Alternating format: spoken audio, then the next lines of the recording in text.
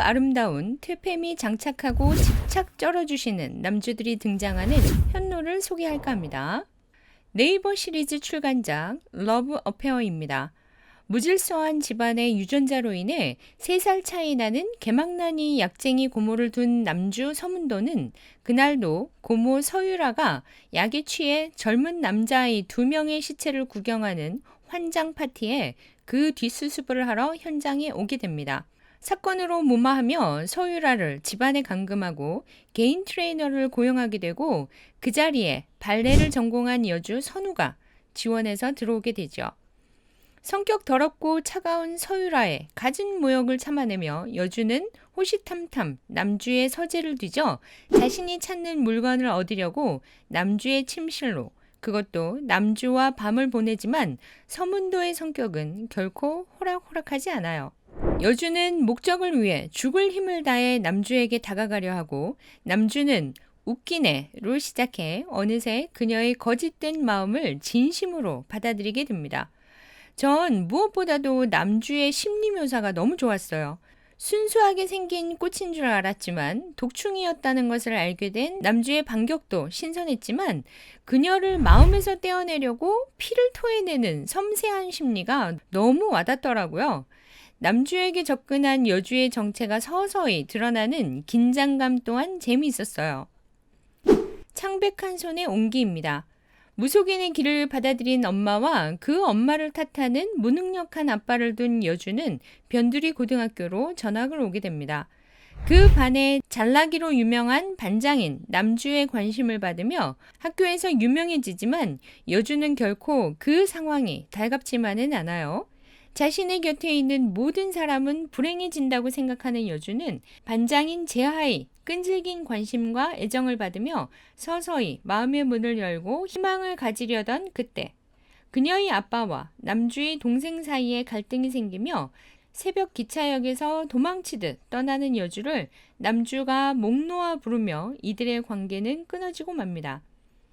1권에서는 순수한 고등학생들의 사랑이 느껴지면서 저희 가슴도 덩달아 몽글몽글해지더니 2권에서는 찐 어른의 살벌한 사랑을 본 것 같아요. 재회한 두 남녀의 차이가 극명하면서도 남주의 집요함 그리고 질긴 집착, 어마어마한 소유욕에 저도 쩔어 있었네요.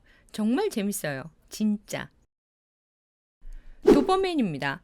레드 마피아 수장의 손자를 한국의 어느 여자가 겁없이 찾아가죠. 조카의 아버지를 찾아주겠다는 목적을 가지고요. 남주 에덴이 운영하는 법이 통하지 않는 카지노 도시에서 그녀를 본 순간 그는 자신의 사냥개의 도그워커로 고용을 합니다. 남주의 더티한 시선에 그녀는 배덕감을 느끼죠. 형부와 그런 사이로 빠질 수는 없다고. 하지만 곧 조카의 친아버지의 존재가 드러나며 남주는 본격적인 직진을 보여주는데요. 말투만 나긋한 이 남자, 완전 섹시 도른자네요. 더티토크는 기본이고요. 여주가 에덴을 사랑하는 계기가 뭔지를 알 수가 없더라고요. 하지만 그게 뭐 중요하겠습니까? 저 얼굴의 남주라면 그런 계기가 없다고 해도 다 용서가 될 것 같아요. 마피아 남주답게 추격신, 납치신들이 다양하게 나오며 시끄러운 배경을 보여주지만 에덴, 이 남자만 다크한 분위기 잡고 나른한 눈으로 여주를 바라보며 입술을 적시는 이런 섹시 도른남, 저 정말 좋아합니다. 독자들을 아무 걱정 없이 스토리에만 빠지게 만드는 촘촘 작가님의 필력이 이런 게 아닐까 싶네요. 다음은 봄과 꽃입니다. 자신도 알지 못하는 사채빚을 지고 투박한 남자들에게 등 떠밀려 도착한 여주는 그곳에서 남주를 보게 되죠. 직함만 비서인 그녀에게 처음부터 자신을 흥분시키라는 남자.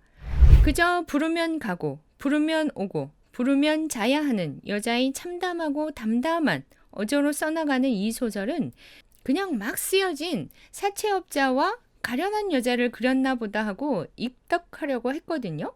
하지만 웬걸 여주의 그 담담한 고백 속에 화려하며 기막힌 상황이 발생되고 그걸 해결하는 남주도 등장하고 암튼 끝까지 손을 털지 못하게 만드는 묘한 긴장감이 있어요. 여주의 독백에 가까워 끝 부분에서야 두 주인공들의 이름이 등장하고 또 대화차가 거의 없다는 게 특이하더라고요. 그러면서도 후반부에서는 마음이 너무 따뜻해지는, 암튼 정말 이상한 소설을 접하게 되었네요. 혼자 걷는 새입니다. 빚에 떠밀려 여주를 3년간 보관하기로 하고 한 집에서 정을 나누는 사이가 된 두 남녀지만 그 기간 동안 여주는 열심히 돈을 벌어 빚을 상환하고 있었죠. 하지만 3년을 2달 남겨두고도 그녀의 빚은 반도 갚지 못한 상태에 놓입니다. 여주는 진정으로 그를 사랑하지만 자존심을 굽히고 남주에게 돈을 빌려달라 애원하지만 그는 한 번에 거절합니다. 결국 남주의 반대파의 유혹에 넘어간 여주가 그를 배신하며 교도소에서 4년의 세월을 보내고 나옵니다. 그녀를 마중 나온 그에게 아무 사이도 아니라는 말을 하는 여주. 그 여주를 끝내 못 잊고 감시자를 붙이는 남주의 소유욕. 처음에는 흥미진진했었는데 남주가 캐붕이 오면서 집착을 하는 데서 조금은 저는 무매력이었어요. 두 주인공들 다요. 하지만 일러에 홀딱 반해서 보게 된 작품이라고 고백할게요. 가끔은 아무 생각 없이 읽게 된 작품에 감사할 때도 많아요. 스트레스를 잊게 해주는 효과가 있거든요.